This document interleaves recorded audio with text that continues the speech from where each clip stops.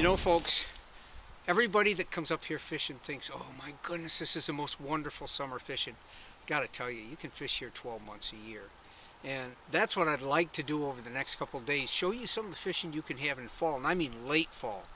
Deer season is in full swing right now, and we're just a few days away from Thanksgiving. But I want to fish this little backwater, this pond, and show you the type of fishing you can have in the fall. And why is that important? Because I really believe that this area beckons for all of you to discover that you can come here any month of the year and have a blast. So today we're going to be fishing in here. We're going to try to catch some northern pike. I know there's a lot of bass in here. Whether they will hit or not, I don't know.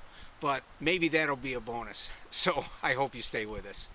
Well, he's surprisingly swimming to me. I've hooked something over near the shore. We really wanted to show you this today because just a couple days ago, Rust and I were in here with waders. Oh my goodness, this is a big bass. This is a huge, nice bass. I can't believe this. We're in here fishing for pike. I've got a red and white bucktail jig on. And look at this large one. Now I'm hoping this hook isn't very sharp on this jig. I'm hoping I did it the right way. Look at the size of that bass. Is that not? If I could turn around a little bit in this canoe. Oh my gosh, that's a beauty. Oh, I've got to tell you, I'm elated. I never expected this. But you see, that's one of the bonuses of being able to have water all to yourself, to have all these waters to choose from. And normally this time of the year I never come out in a canoe. This is deer hunting time. But I wanted to show all you folks that if you wanted to come up, you could even come up here for a combination hunt and fish trip. But it's phenomenal fishing in the fall here. Again, I'm about 7 miles from Massena. Little bitty pond. Well, always been one of my, it's not even a pond, it's a backwater of the St. Lawrence.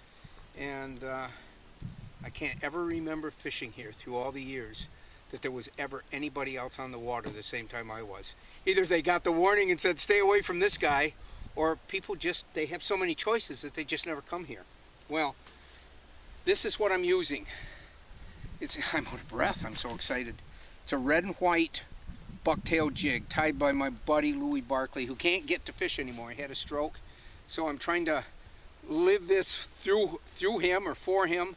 But these are the jigs he ties. It's one of my favorite baits in the world. Love it for northern. But apparently largemouth bass will hit it too. I don't know what I got. He's fighting funny. Oh, this is a northern. It's if you call that a fight, he's not doing enough. There, he did his final acrobatic jump. This is what I really thought we'd catch today. Was northern pike.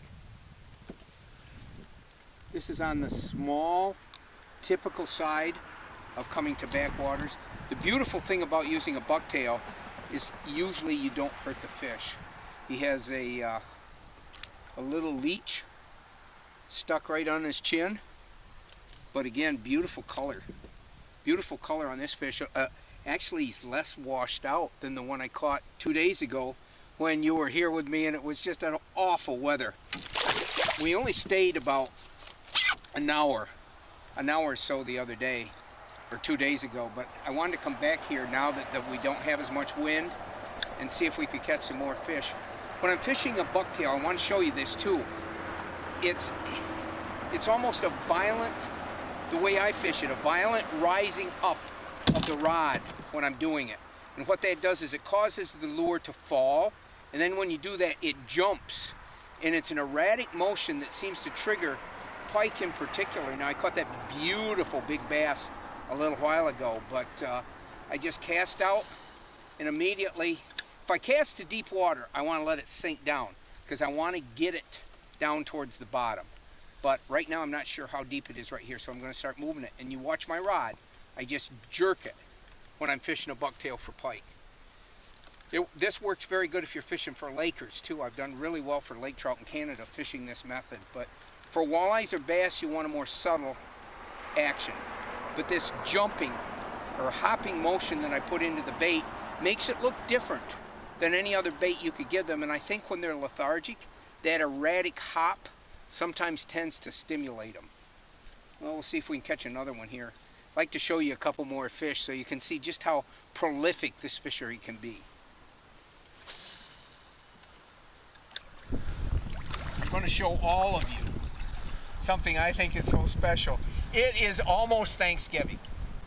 And here I am, 7 miles from Massena, in one of my favorite little backwaters. I call it a pond, but it's actually a backwater to the St. Lawrence. And I just hooked a beautiful northern pike. My point is, it doesn't matter when you come here, there's always going to be fishing available. As you can see by this fish, I've got a red and white bucktail jig, and boy, I'll tell you what, he wasn't too eager to eat that. As you can see, it's right on the tip of his mouth. That's a nice pike, and you see how full-bodied this fish is. Hopefully I can get, yeah, I did. I got it out without having to hardly handle him. He's probably 24 inches long. Beautiful thick body. Let me see if I can hold him a little bit better for you so you can get a better look. And right now I'm putting no pressure against the fish, and you can see that he doesn't want to move. Now I don't get it. Does he really like me that much? Is he that lazy today? Because the fish aren't really hitting, but he's not making any attempt to get out of my hands. And I find that really, really surprising. He finally took off. But isn't this great that we can come here, no matter when it is, no matter what time of the year, you got a chance to catch fish. I'm not much of an ice fisherman, but oh my goodness, people come out of the woodwork in this area to ice fish. That's a big part of our winter life. It's a huge thing, and maybe we can show you some of that too. But right now, I'm not interested in getting any colder. I just want to catch another fish. I don't know what I got. I assume it's another pike just because of where we are. But the water's murky. It's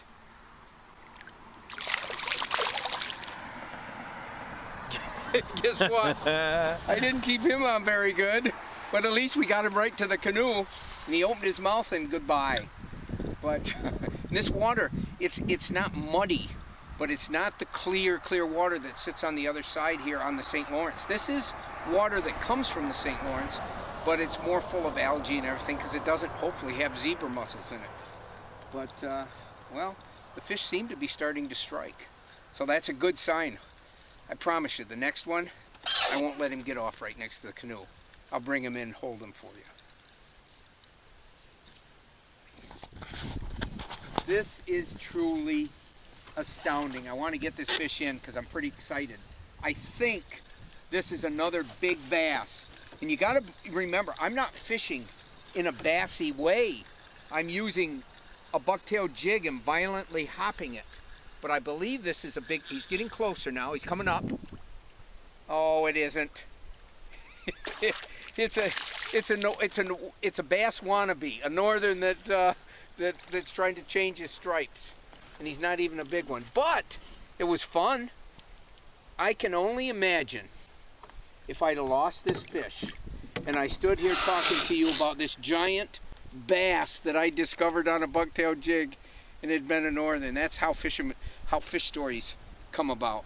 Another beautiful fish. I'm going to ask, you obviously know that there's somebody on the other end of this canoe with a camera. And Rust, do you want this to take home to your Let's take that one home. Your eager wife waiting for a fish dinner tonight? Let's take that one home and fillet him up. Okay.